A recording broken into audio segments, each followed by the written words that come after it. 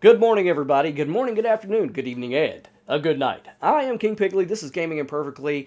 Thank you so much for being here with me. And if you're new to the channel, I am King Pigley, and I hope you like what you see. Guys, the story I got for you today, I can't say is 100% true because God knows I don't know, but that's how baffling this story is. It makes you just question a whole heck of a lot. Stick around because this one's going to make you scratch your noggin.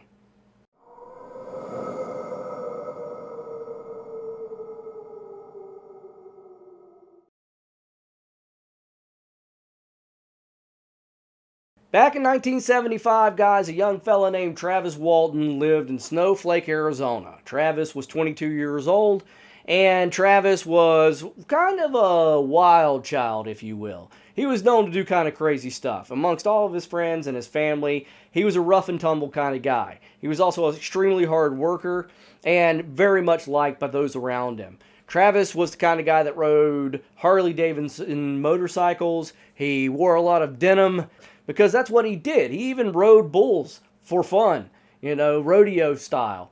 He boxed. He did stuff like this. And even once, Travis was known at one point in time that him and his friends were riding down the road and a bear walked out into the road and kind of stood in the middle of the road blocking traffic. And Travis got out of the vehicle and actually went running towards the bear to scare the bear away.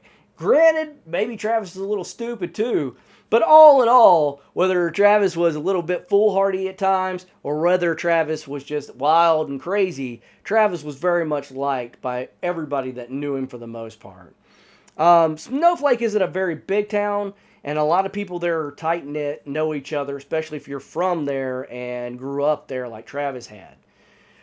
Travis worked on a logging crew. He had gotten a job for the summer with a good buddy of his. The guy that was the foreman of the crew, his name was Mike Rogers. Mike and Travis were pretty close as friends, and Travis knew that Mike had gone out on a limb getting this contract to clear a huge amount of land in this national forest area, kind of thing, where they need to clear some land, and so Travis wanted and needed the money too. I mean, you got to work. And so Mike hired a total of 6 guys. And these 6 guys would go up and they would work extremely long hours. And even though they had just started this contract and they had been working like 16, 17-hour days, just really busting their butts trying to cut timber down and get it out of there, there's still only 6 guys. And at the end of a few days, just the beginning of the contract, they had a set amount of time to get it done. And they were already behind. And so working these long days and just extraordinarily hot, it's summertime, it's just one of those things that is just downright intolerable at times, how hard they had to work to get things done in the weather of Arizona. Lord knows it's a dry climate, guys, and it will just suck the moisture out of you. You got to constantly drink water. And these guys working their butts off one night, left their job site in the woods, got into the truck, bone weary, and started their bumpy ride down this logging road back into Snowflake, Arizona. As they rode down this road, they were making idle chat. There wasn't much like serious conversation or anything going on. When suddenly one of the people in the truck, one of the crew members of the truck, noticed a light off in the distance in the woods, and he pointed it out. And at first, it wasn't any big deal. They were like, oh, it's the moon. Everybody's like, yeah, it's the moon. It's a full moon tonight. It's full moon. They're like, oh, it's full moon. But the guy on the other side of the truck, also looked out his window and said, no, the moon's over here. That's not the moon. They were like, oh, well, maybe it's a forest fire. Travis is like, yeah, it's probably a forest fire, and Mike's like, no, if it was a forest fire, there'd be smoke everywhere, and it'd be thick. And they were like, well, yeah. Well, let's go see what it is. Travis wanted to go see what it is, so he proposed that to everybody else. And was like, man, look, we're tired. We just want to go home, that kind of thing. We're like, oh, come on, man. We're on our way. It's right there. Let's just ride over there, see what it is. So they all agreed. And so they did. And they drove over, and they crested a hill top, and they could see, as they came through the woods, what looked to be a giant ship floating in the air, a disc, UFO. Right there in the trees. Mike slammed on the brakes of the truck, and right about the time he did, Travis was out of the truck.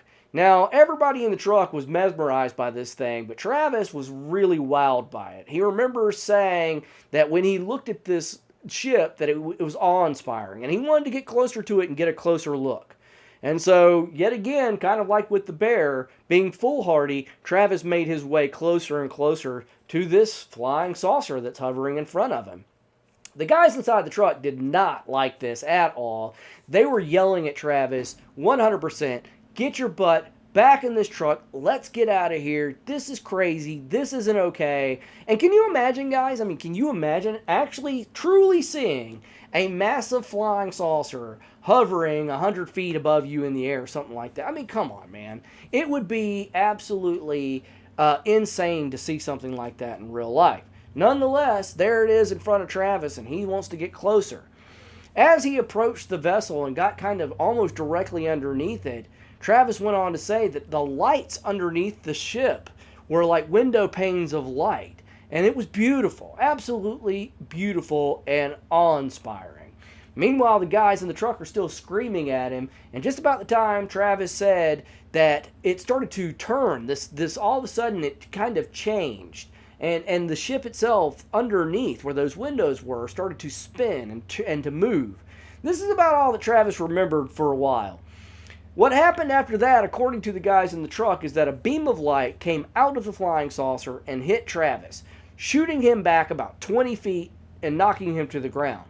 The guys in the truck immediately panicked, thinking that Travis was dead and had just been killed by aliens and that maybe they were being invaded, and just sheer panic floored the truck and got right the heck out of there. And as they're making their way down this logging trail, terrified that they had just watched Travis die, Mike finally got some sense of rationality to him. He slammed on brakes. He's like, we got to go back, man. We got to go back for Travis. And they were like, dude, we ain't going back. There were people in the vehicle was really split. There were some people who agreed with Mike that they needed to go back, but there were some people in the truck that said, to hell with Travis. He's a big boy. He made his bed. He's going to lie in it. I'm not going to have something happen to me because Travis got out of the truck. But at the end of the day, Mike said, this truck is going back for Travis. So you can either ride along or you can get out. But either way, the truck's going back. And so at the end of the day, all these guys just shut their mouths that disagreed with it and went along, because really, who wanted to be left out in the woods by themselves in the dark woods after what they just watched? So they rode back, but unfortunately, when they got back to where Travis was supposed to be, Travis wasn't there anymore, and neither was the ship. They were all gone.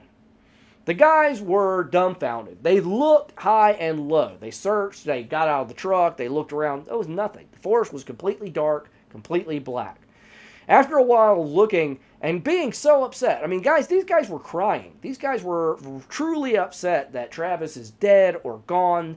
They are so confused. They don't know what's going on. This is all from their testimony and reports at the time.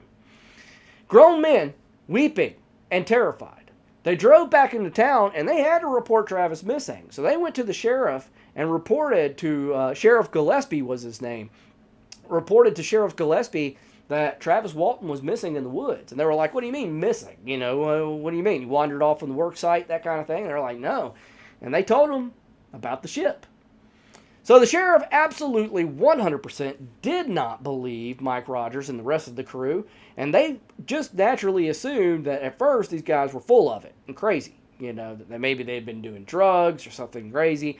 And when they come to realize that they were being serious, there was a UFO and it took Travis, then they started thinking, well, these guys are hiding something. Something's not right. Still not thinking UFOs did anything. Thinking there's a rational explanation for this.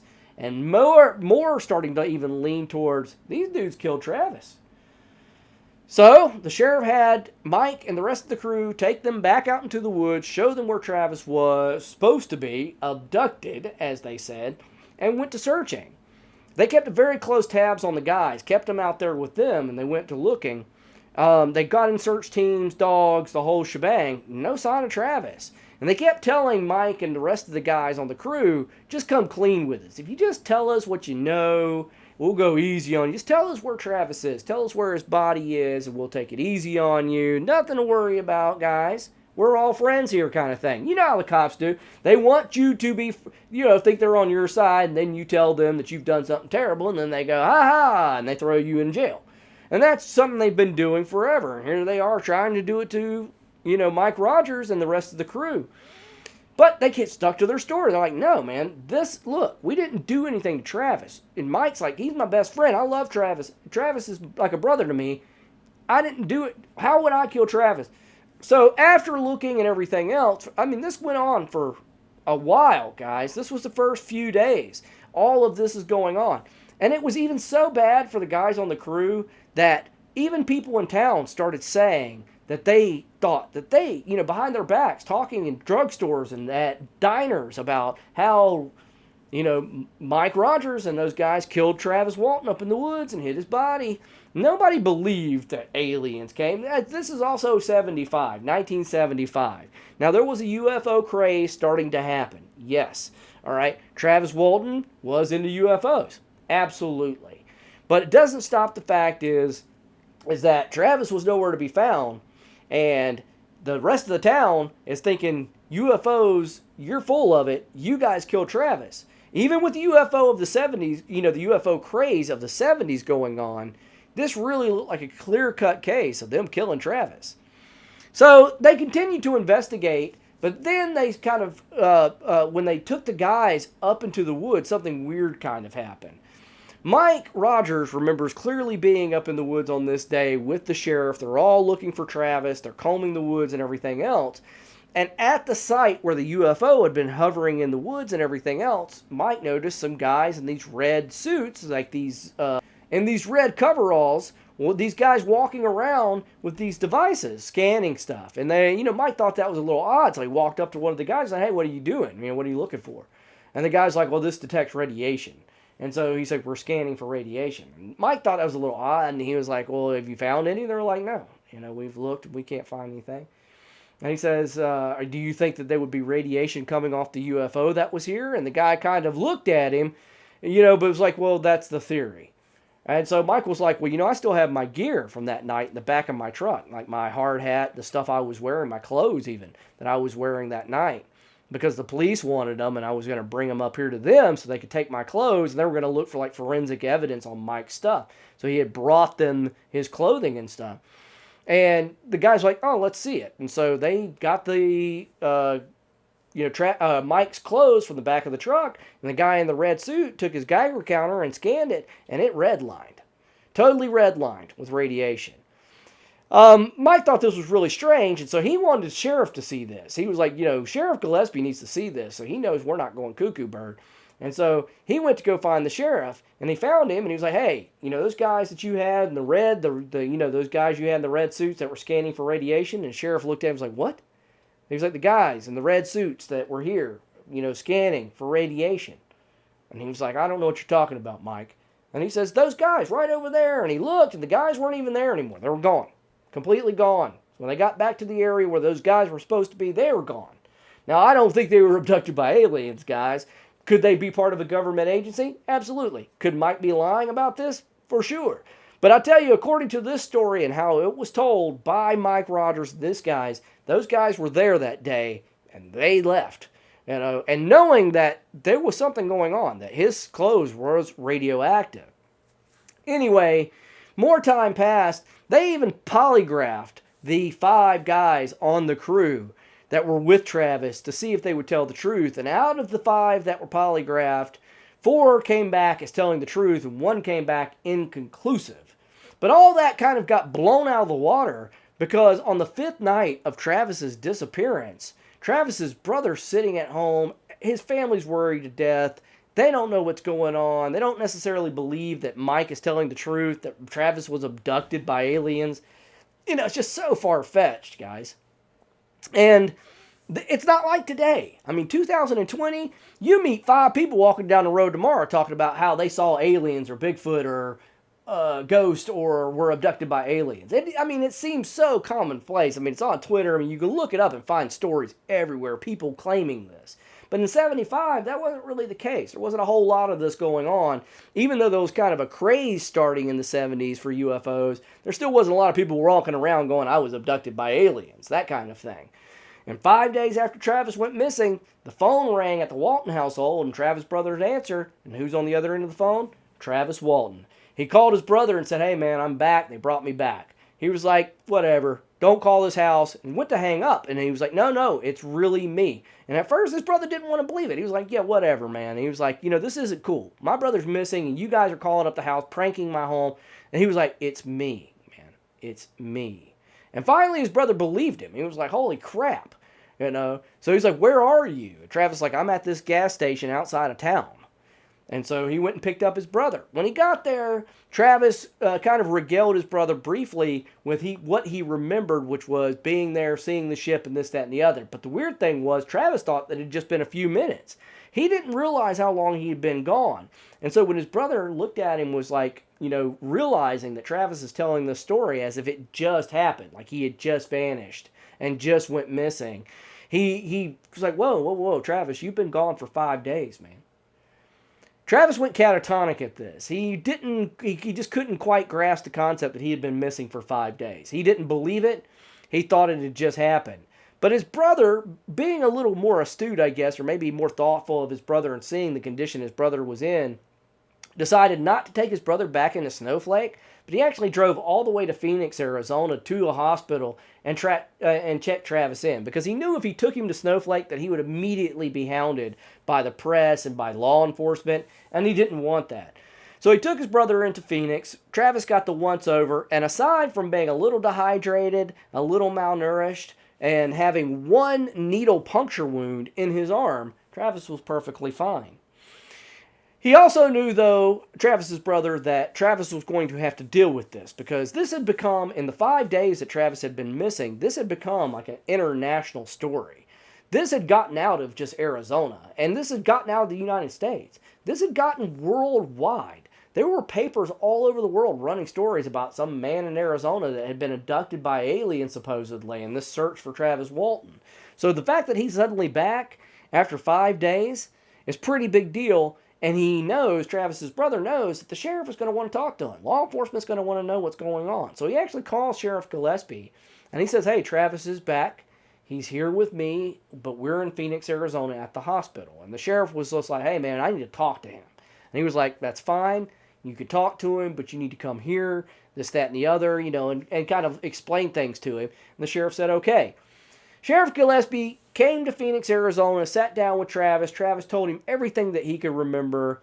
And the sheriff went on record as saying that speaking to Travis, he could not tell that Travis was lying. Now, if you're in law enforcement, generally speaking, it doesn't mean that you're all like omniscient. You can't read people's minds to know if they're lying or not. But you do get a pretty good instinct for it being a police officer, because you get lied to a lot as a police officer. And so you kind of get a BS meter. And his wasn't going off with Travis. Needless to say, Travis's story was big news, and everybody wanted it. But Travis eventually sided with going with the National Enquirer, who bought the rights to his story and propriety, like total. And so he that was the only outlet that he went with. I think they paid him somewhere around $10,000 to carry his story. If you want to know more about what happened to Travis as far as that is concerned, like his experience and what he described as his experience, there are books about that to where he talks about that at great length. I'm not going to go into great detail about it. I will say what interests me about it is not the fact of whether or not Travis was abducted in the case and what happened to him during the abduction. It's, did he get really abducted? Or is Travis full of crap? And that's what makes this story so hard to say whether it's 100% true or not, because we'll never know. Honest to God, we'll never know. We do know this. Travis Walton and his buddies have been polygraphed about 16 times. And generally, every single time they've ever been tested, except for the random odd time, one of them has failed. And in fact, the only person that I know of on record that has outright failed a lie detector test about this is Travis himself, when he was on a Fox television show and they polygraphed him on that show, asking him directly, were you abducted by aliens? In which he said yes. And it came back that he was lying. However, he has also been polygraphed prior to this and passed. Out of the other crew members that were there with him, all of them have passed polygraphs, and the one guy that was inconclusive back in the day has since passed it as well. Now, it is extremely hard. It may be easy for one guy to fully polygraph, but it's actually extremely hard to get 6 guys to consistently pass polygraphs on a regular basis. I mean, generally speaking, we can't get if you're standing in a line of people, you know that game where you whisper in somebody's ear and you have 10 people in a row, and by the time that message leaves the first person and gets to the person at the end of the line, the message has changed because we as human beings can't keep our freaking stories together. All right? I don't see how remember, this happened in 75, guys. This was 45 years ago. I don't see it being very possible that for 45 years, a group of 6 guys have kept their story straight and been polygraphed and passed as often as they have, and only failed once and gotten one inconclusive test. That really does help me lean towards this being true. However, that doesn't make it true. I'd love to hear your opinion on what you think actually happened to Travis Walton. Do you believe that he was abducted by aliens? Do you think, because a lot of people believe that this is the best case reported about alien abduction, is the Travis Walton story. I don't think he did it to get rich. If you think that that is a reason why he did it, I would say this. $10,000 in 1975 still isn't a lot of money. And considering how these guys ended up being, all 6 of these guys involved in this story, ended up being disowned by family members, lost their jobs, lost their livelihoods, have been chastised, criticized, and were even questioned about being murderers. How that plays into becoming famous or wealthy, I don't buy it, because Travis never really did make money off this. Now, he's written books that's made him a little bit of money about it, and yes, there is the movie Fire in the Sky, which is based on a true story movie.